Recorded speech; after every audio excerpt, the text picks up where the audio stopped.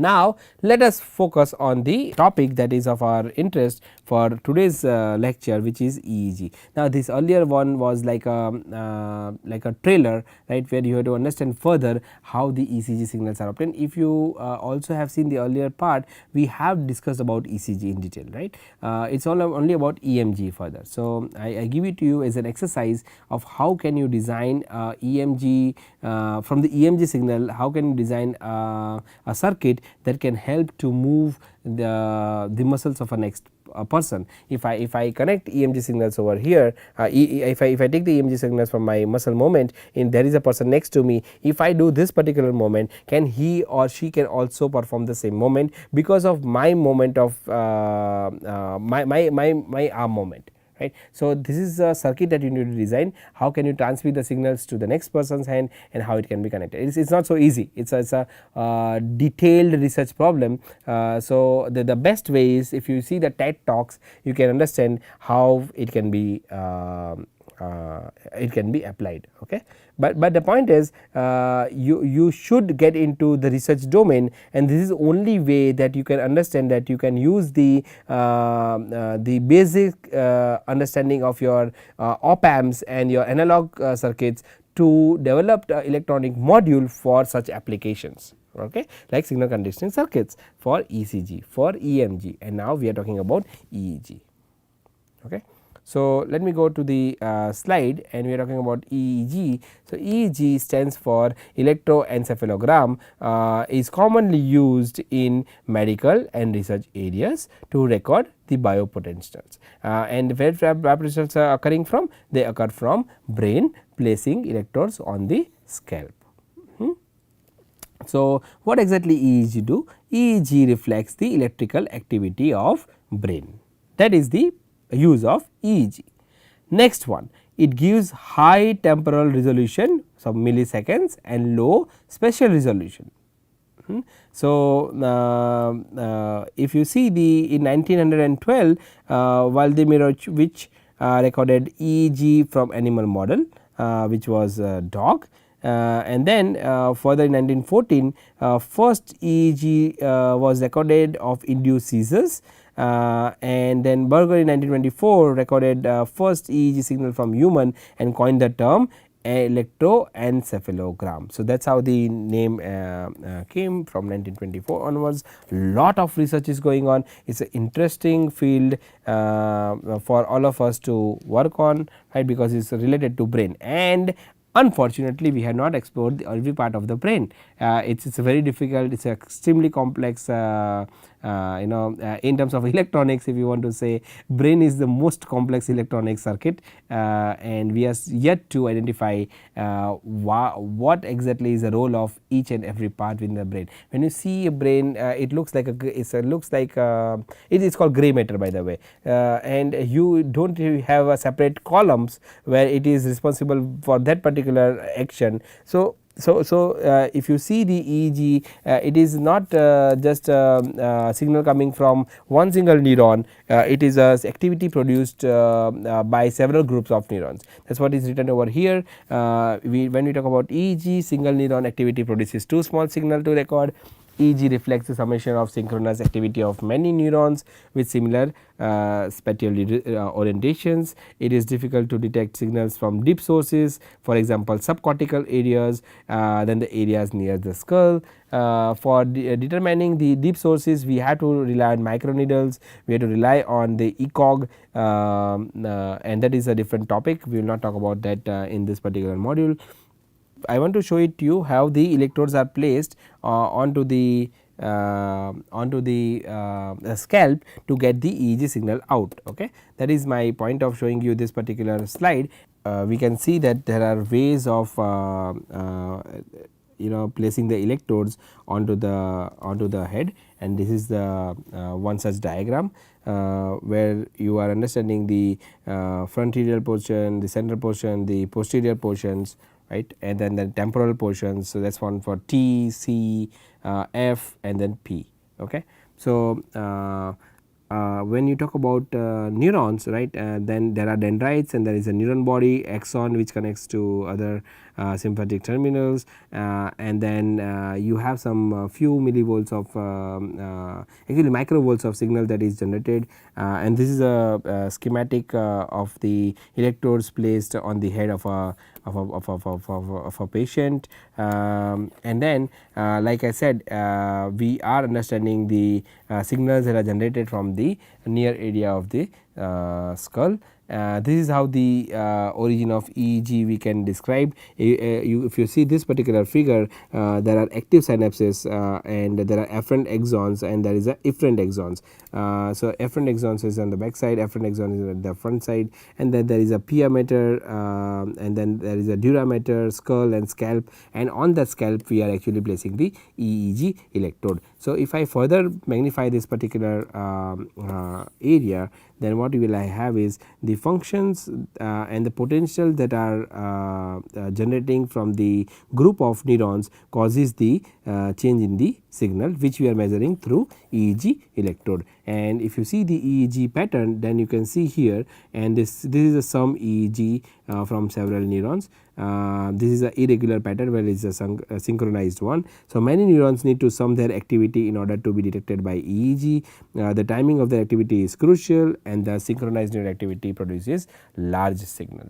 So if we talk about brain waves, then brain waves are commonly measured as peak to peak voltage as normal range from 0.5 to 100 microvolts. Now, if you see the ECG or EMG, the voltage is really high, but when you talk about EEG, we are looking at some microvolts of signal. Okay, so which is approximately 100 times lower than ECG signal. We use Fourier transform power spectrum to using that Fourier transform power spectrum, the raw EEG signal is derived, and then the brain state of the individual may make certain frequencies more dominant, while the brain waves have been categorized into 4 basic groups. So if you see the basic groups, we have beta, we have alpha, we have theta, and we have delta. So this is the model where there is a epilepsy, and then there is a beta signal, alpha signal, theta signal, and delta signal. So what are those groups? Let us see. And the first one, which is beta signal, is signal which is greater than 13 hertz, obtained at 13 hertz, and is awake, non-focused, relaxed, drowsy, or non-vigilant.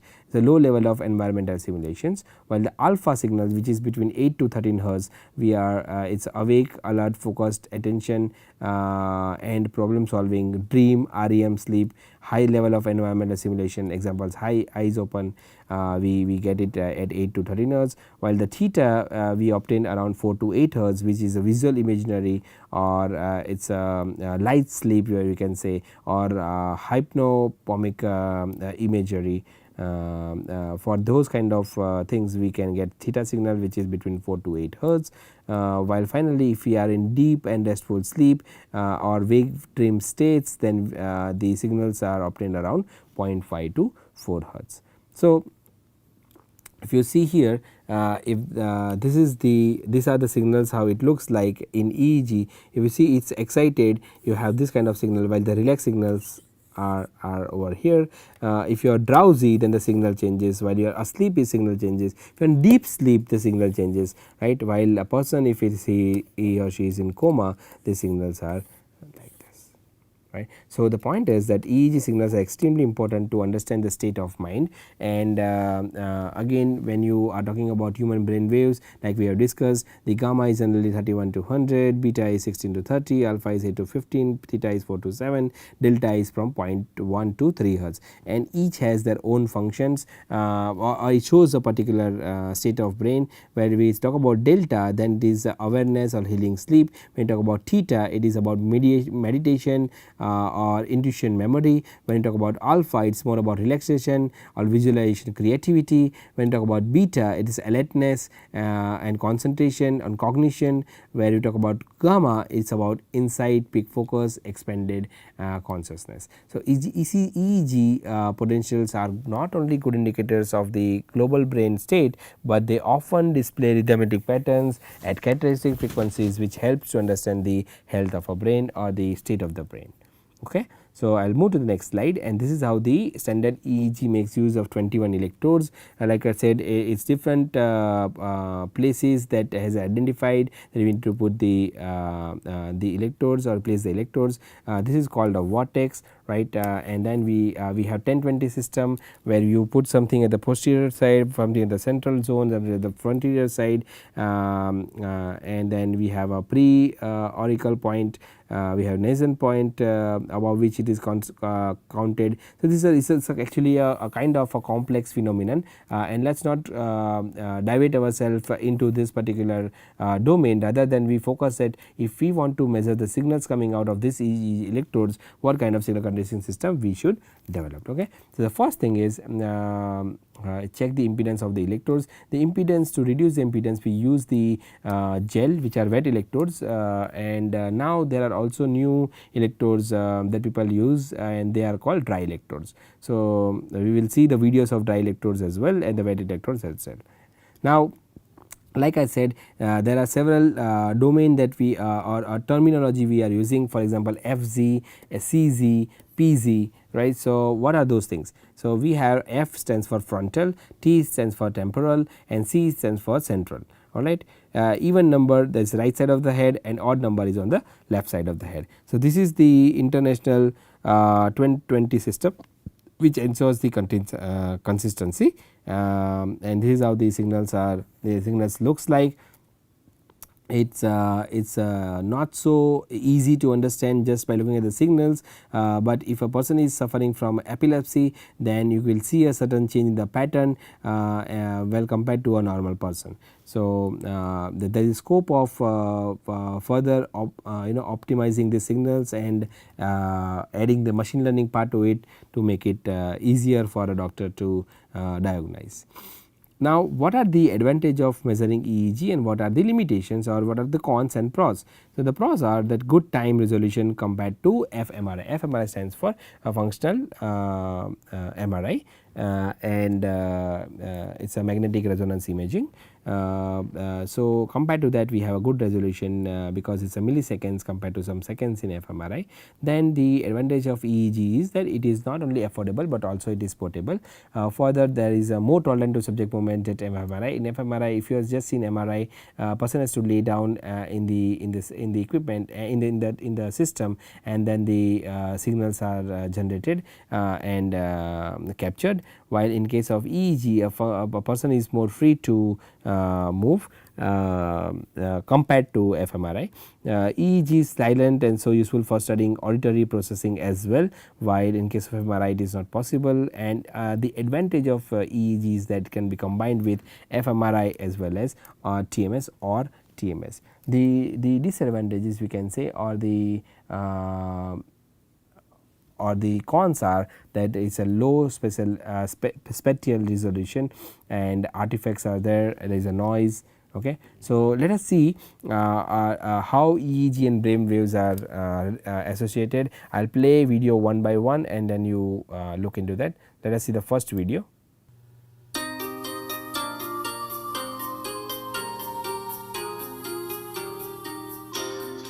When you arrive for your ERP session, you will be greeted by Frank and Nate. You can play with Nate while your family talks with Frank and reads about the study. It was great to see that Charlie was comfortable playing so that I was able to talk to Frank and read about the study.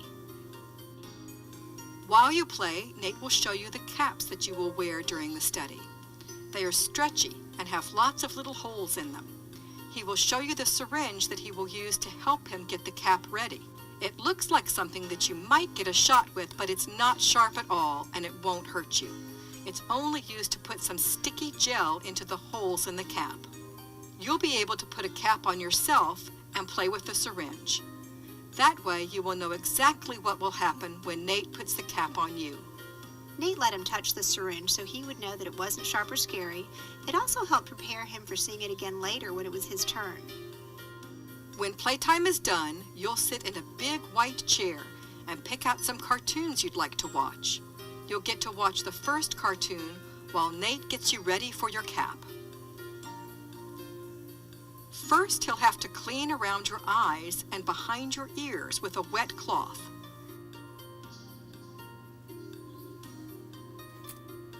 Next, he'll brush your hair and measure your head to be sure exactly which cap will fit you best.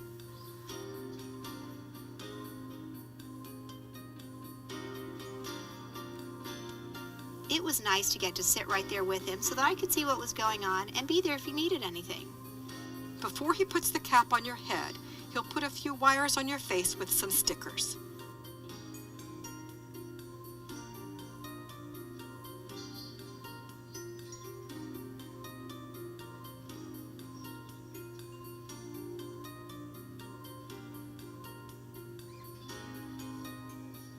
When he's done with the stickers, he'll put the cap on your head.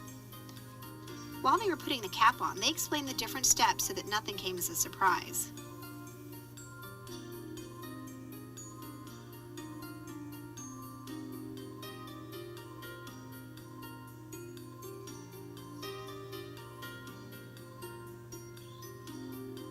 Then, using the syringe he showed you during playtime, he'll put some cold gel in each one of the holes in the cap.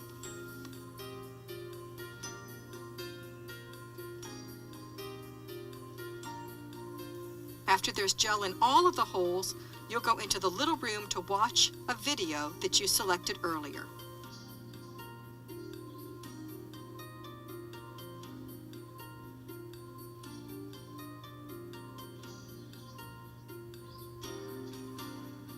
You can ask your mom or dad to come with you into the little room if you'd like.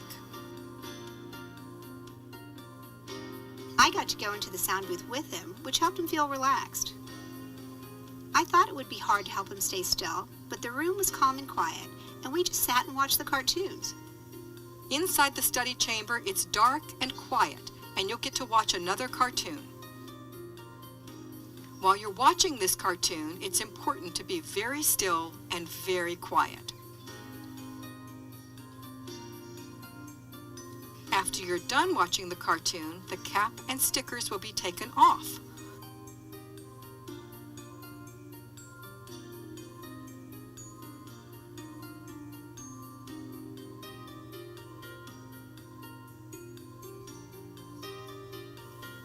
They took the cap and stickers off and told him what a great job he did.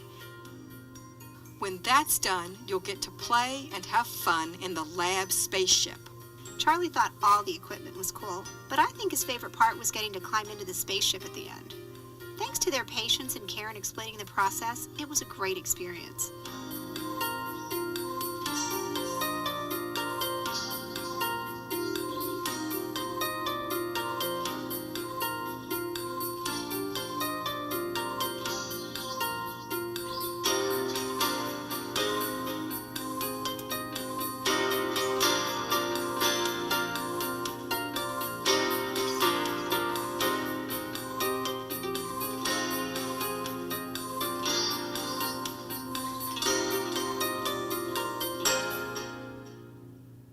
Now, let us see the second video. Backyard Brains presents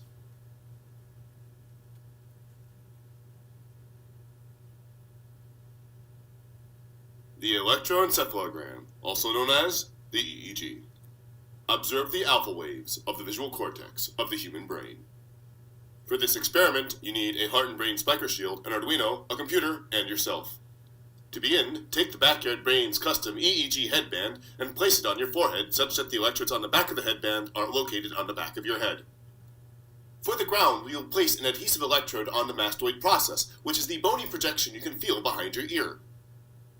To improve the interface, we will place some conductive gel in between the electrode and the skin. If you have long hair, you can part the hair directly underneath each electrode to further improve the quality of the signal. With your orange interface cable, attach the red alligator clips to the electrodes on the back of the head, which is which does not matter, and the black alligator clip to the ground behind the ear.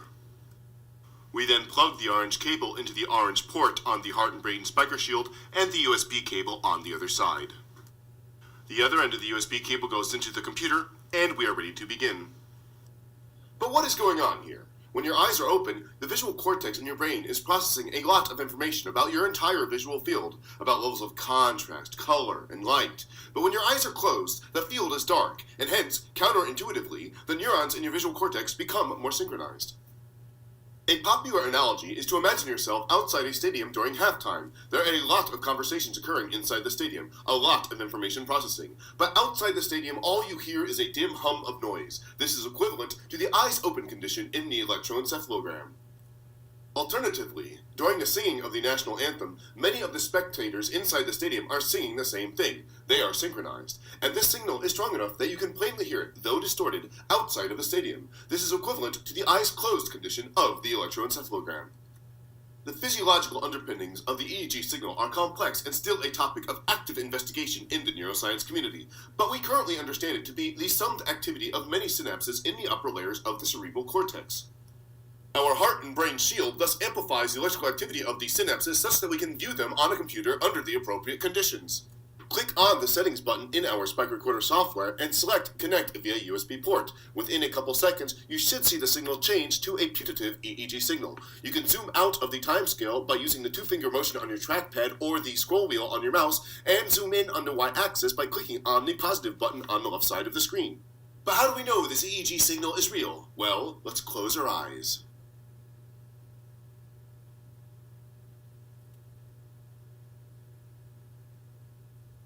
Those ripples are the 8 to 10 Hz alpha waves of the visual cortex that disappear when the eyes open again.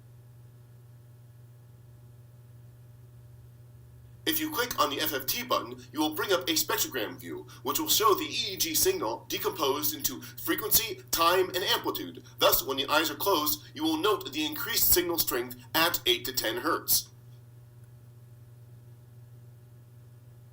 Under appropriate conditions, the alpha waves of the visual cortex are readily apparent, whether you're showing them to your friends on a Friday night in your living room or in front of 200 people for your high school or college lecture course. These alpha waves were first discovered by Hans Berger, a German physiologist in the 1920s, and subsequently verified by Lord Edgar Adrian at the University of Cambridge in the 1930s. We thank our many friends at the Santiago Makerspace in Chile who worked with us to replicate these findings in a compelling and simple way. We also thank our production team, and this is just the beginning as we further our explorations into the EEG signal. What will you discover? Backyard Brains, neuroscience for everyone. And let me play the third video as well, and then we will discuss.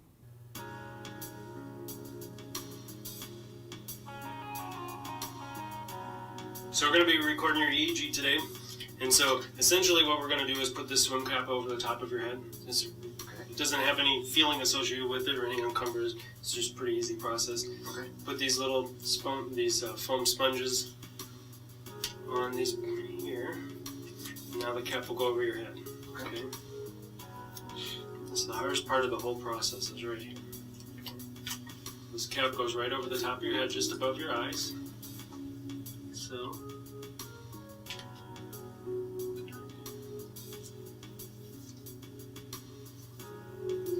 Just like that. And you get two ear sensors here, one on each side.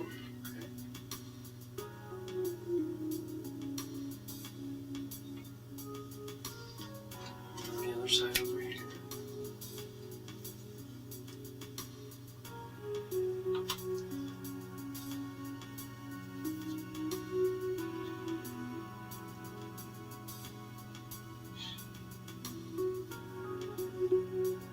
Okay, so the hard part's over.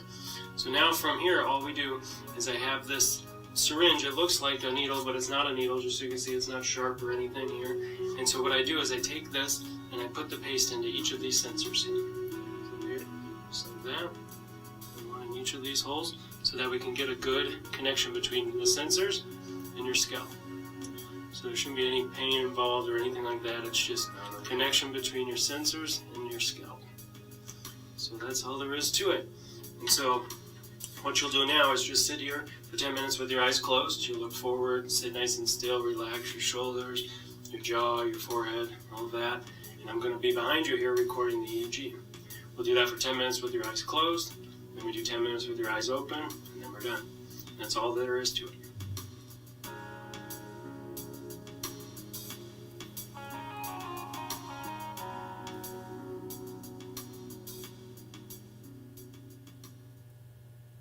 Okay.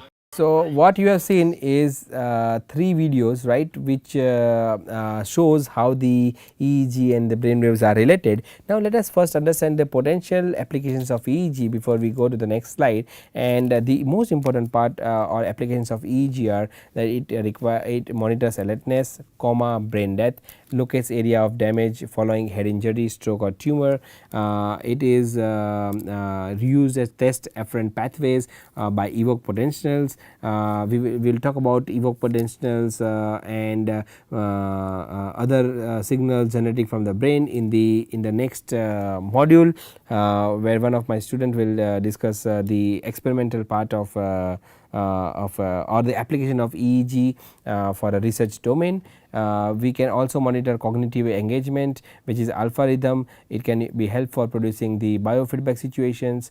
It can control the anesthesia depth, which is also called servo anesthesia. It can be used for investigating epilepsy and locating seizure. It can be to understand the efficacy of drug, which is anti-epileptic drugs. It can be used in assisting in experimental or cortical excision or epileptic focus.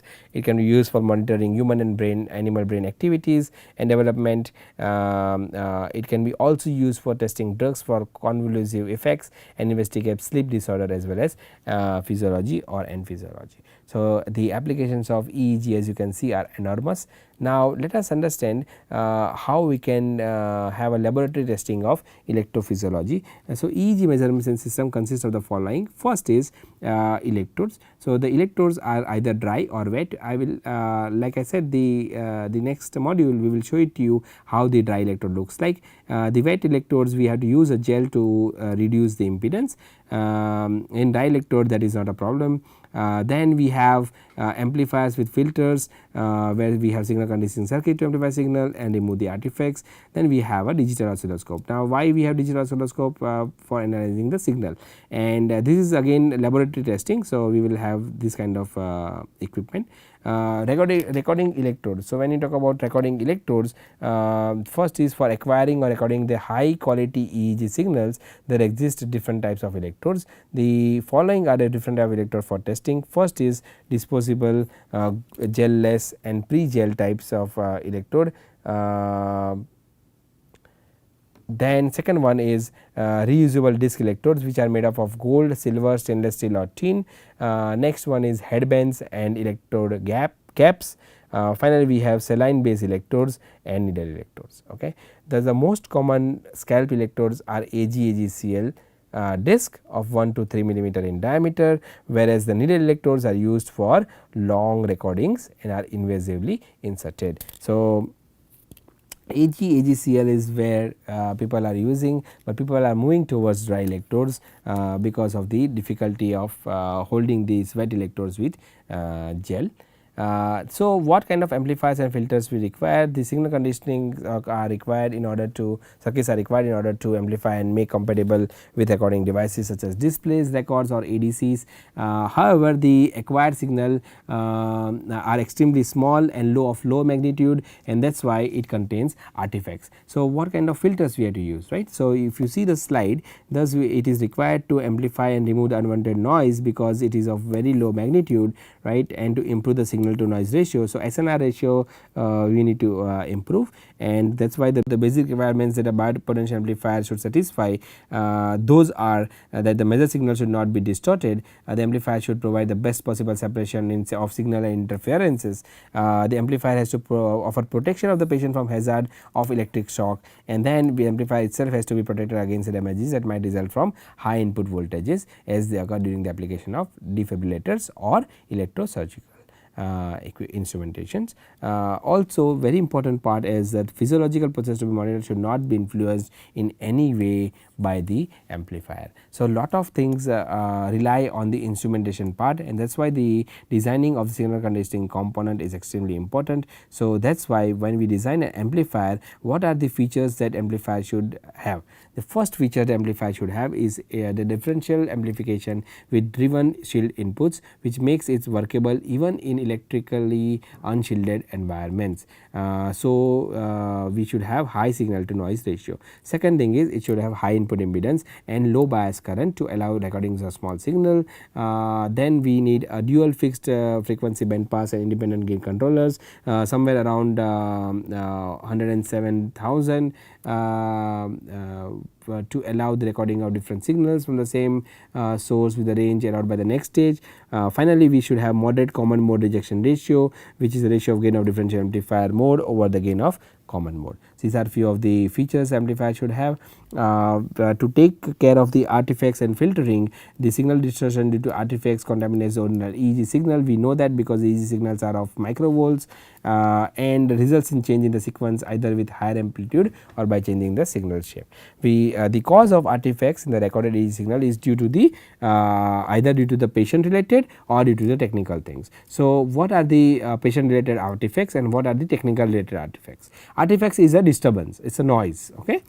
So, patient related artifacts are when there is a body movements, then there is a EMG, there is a ECG, there is a pulse or pacemaker, there is a eye movement, and there is a sitting posture movement. So, this all can create artifacts in the patient related point. But technical related artifacts includes 50-60 Hz power line interference, that is first thing. Second thing is impedance fluctuation, third thing is cable movement, and fourth thing is broken wire contacts. These are the four things that are technical related artifacts.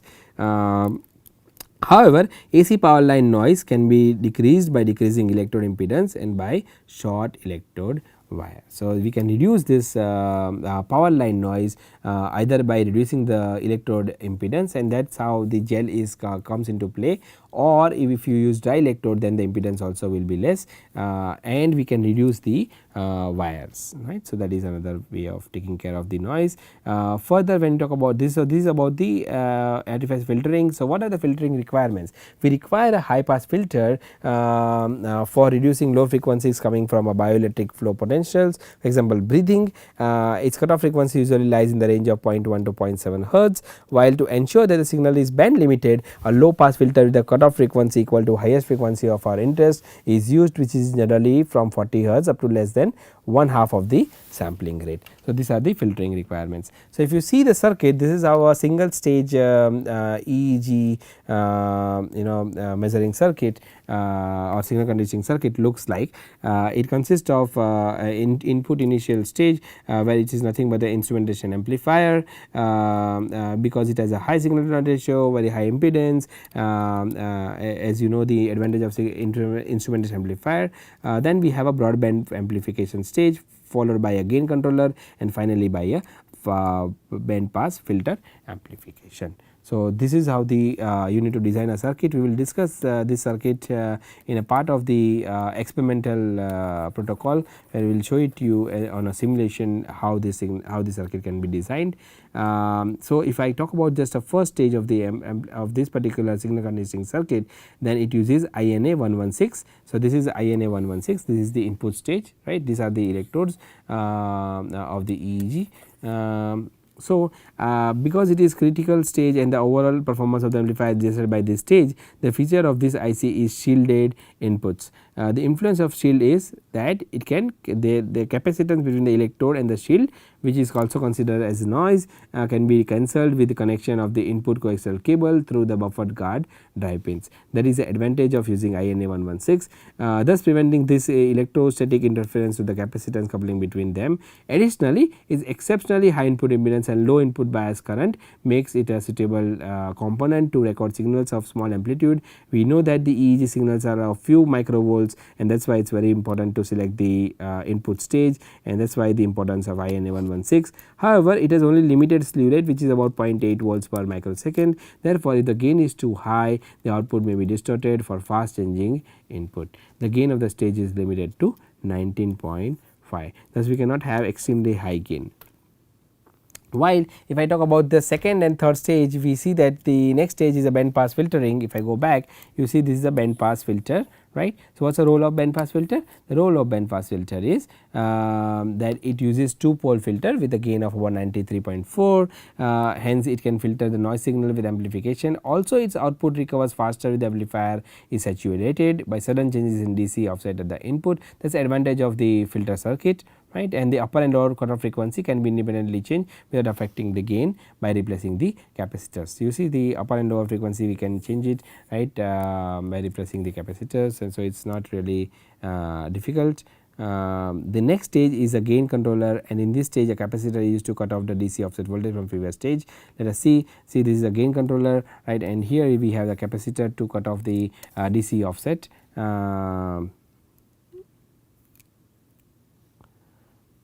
Finally, the switch is connected across the fixed resistor for further attenuation to the next stage. So, if you want to use this particular circuit, then we can use the switch to have attenuation further if required. Okay. So, that is the advantage of our gain controller, and if I go to the last one, then what I find is that the final stage is a band pass filter with amplification. So, why it is important? Because it allows not only to separate the input signals of two different frequency range signals, but also high frequency signals with an amplification. So, that is the advantage of your final band pass filter. Again, like I said, we will discuss this thing in the experimental part. So, if I leave it to you with 2 videos, then you will understand more about what are the dry electrodes and how the signals in EEG using the dry electrodes can be captured. Alright. So, let me just play the first video.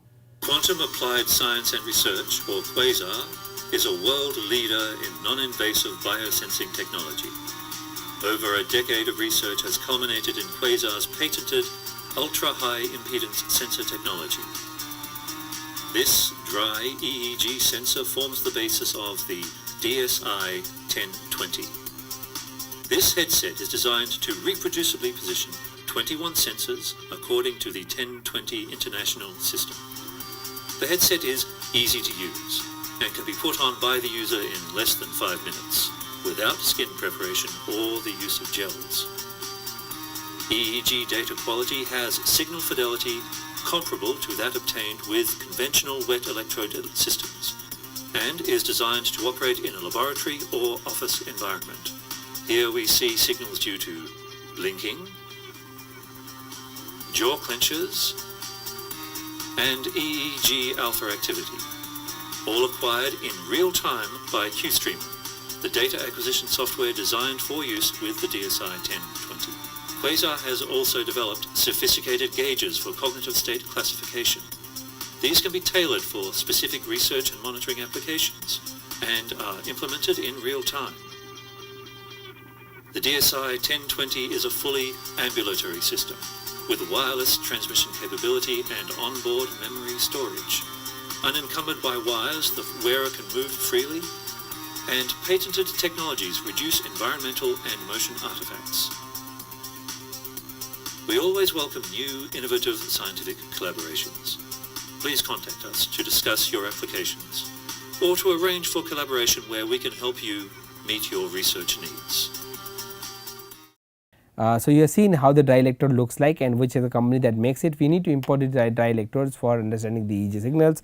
In the experiment part, we will show it to you how the dry electrode looks like. Let me play the second video which shows about how the EEG signals are captured. So, let me play that video. So you may have seen there's a few devices become available on the market which claim to measure your brain waves or your EEG and use that to control games or to fly a helicopter, or there's even a device which is my particular favourite, which is called the Neko Mimi, which is a pair of cat ears, and it claims to use your brain power to measure your emotions and shows whether you're happy or whether you're sad, and if you're talking to a person whether you like them or if you hate them. So it's kind of showing the world what you're thinking. So these devices are all quite interesting, quite exciting, but as we've seen in previous videos, it's actually quite difficult to measure a clean EEG signal without also measuring artifacts such as your eye blinks, just your movements generally, or even like your muscle activity in your face all affects the signal. So as you can't see what these devices are actually measuring as a raw signal, and all you can see is the output, so the ears moving or the actual game, we're interested to see what they're actually measuring, because we found it difficult to do this before. So as an example, we're using the MindFlex device today, and this is what the MindFlex looks like, and it just has a simple dry electrode which goes on your forehead, and then it has a ground electrode which goes to your ear, and then your negative electrode goes to your other ear. And the internal circuit that controls the device, controls the game, is this. And it just takes the signals from these electrodes and it does a Fourier transform on them, and so you just get the different frequency bands, and it uses that to control the game. So we've removed this, and we're just interested to see what's actually being measured just by these electrodes. So we've just taken a cable out. Okay, and I'll put this on. There we go.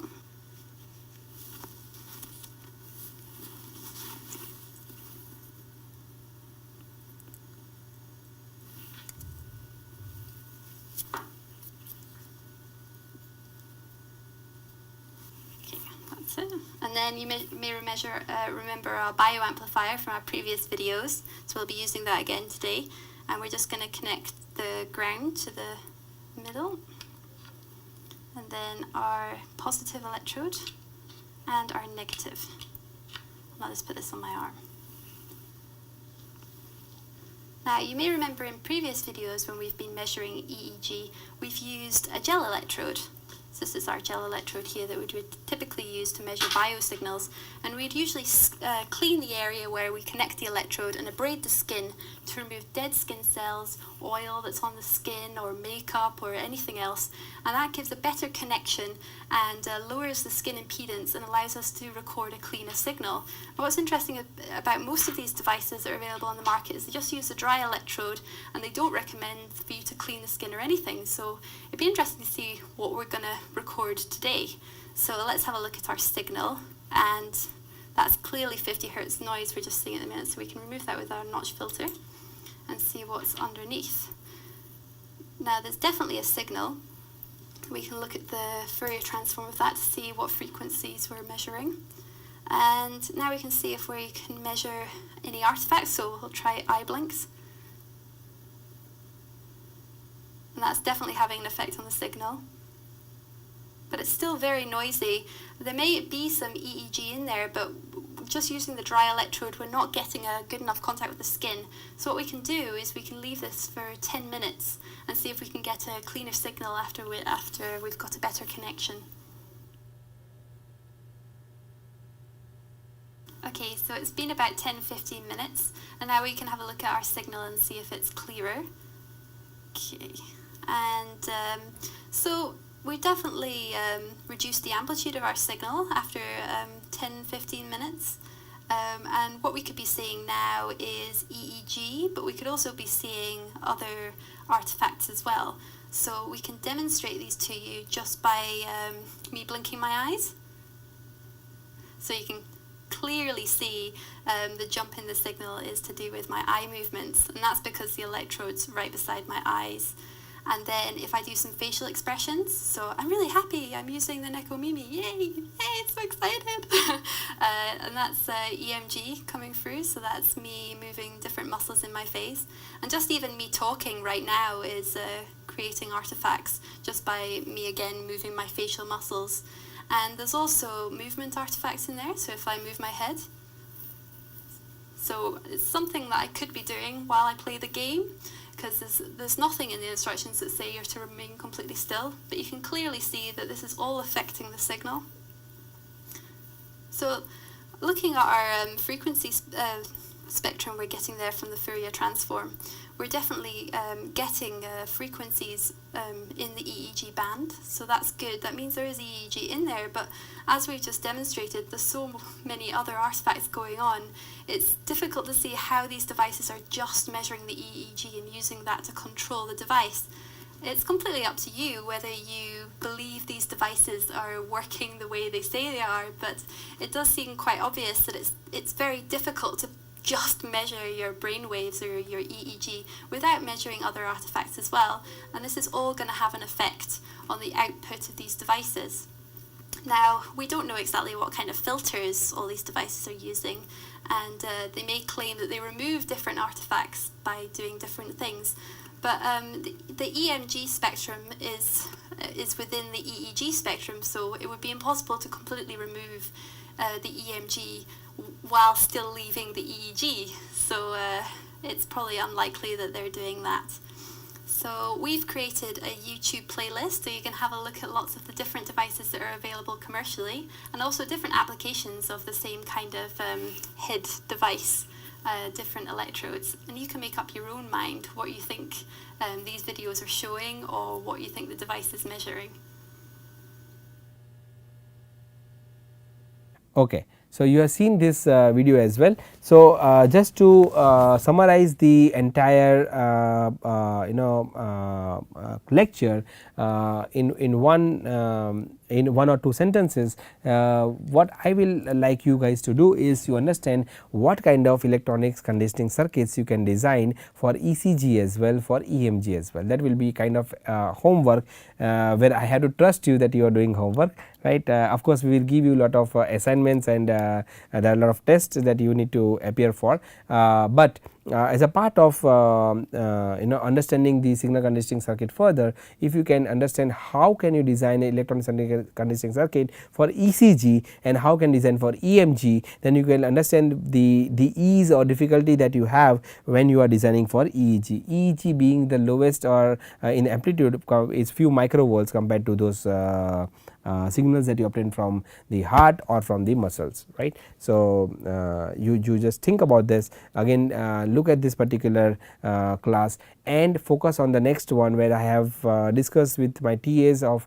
how to show it to you the performance of this EEG circuit, and we will also show it to you how understanding EEG can help you to solve a particular problem, particularly when you are talking about the deafness, okay, deafness in neonates. So, that is what our interest is, that how can you understand using the EEG signal whether a newborn baby can hear or not. Alright. So, that we will discuss in the experimental part. Till then, you take care. If you have any questions, feel free to ask us through forum, and I will see you in the next class.